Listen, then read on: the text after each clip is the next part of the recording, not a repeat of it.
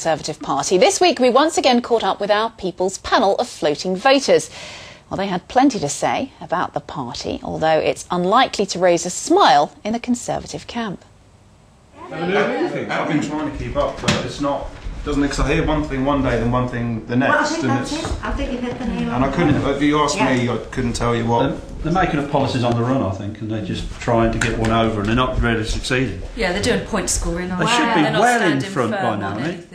They're nowhere. But the thing is, it's ridiculous because it's actually an opportunity for them now, because everybody, I think, you know, in their heart of hearts, whatever your views, political spectrum, would say that, you know, we're in a recession, we need to tighten our belts, we're going to have to, you know, really have some cost, you know, major cost-cutting exercise. We've all said it round this table, etc., etc.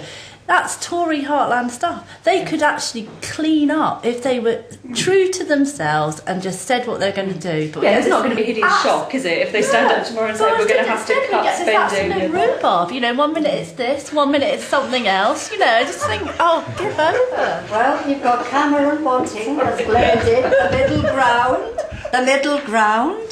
You've got all the others who really want to go to town. And so this is what the problem is with the two different types of Conservative, is what you're looking at. Absolutely right. We're in a situation. Can we look at a particular policy and say, where are the Lib Dems, where's Labour and Conservative, what's the difference? There's not a single policy we can look at. So the whole thing is degenerated into personalities.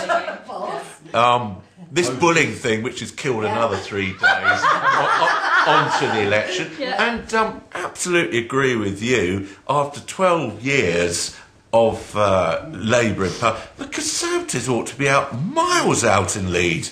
And they're not. I think that's the reason why Labour is still ahead. I think it's also about, we talk about consumer confidence in business, but I think voter confidence. I think the voters just don't have any, even if they were Conservative, they don't have any confidence that the Conservatives can handle the country. They've been out of power for 12 years. They're not really showing themselves to have any new ideas. Not that Labour has any new ideas, because they're both the same anyway. Put that aside, but in terms of policy, in terms of what counts, you can't differentiate Labour and Conservative. So what does the voter confidence goes to? It goes to, well, these guys have been in power for 12 years. Let's stick with what we know. As a small businessman, I need to know if my business is going to be protected. I want to go with a company, a party that's going to protect me and my workforce. I don't need great big increases in national insurance.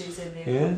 But I think that's really important. But then I look at things, and one of the things I'm interested in is community. I'd like to sort of, you know, take a really radical approach. I mean, climate change isn't going to go away. It's a fact. You know, look at the weather. You know, how many more floods we've had. Look at how much snow we've had this year. You know, actually, it is changing. It is.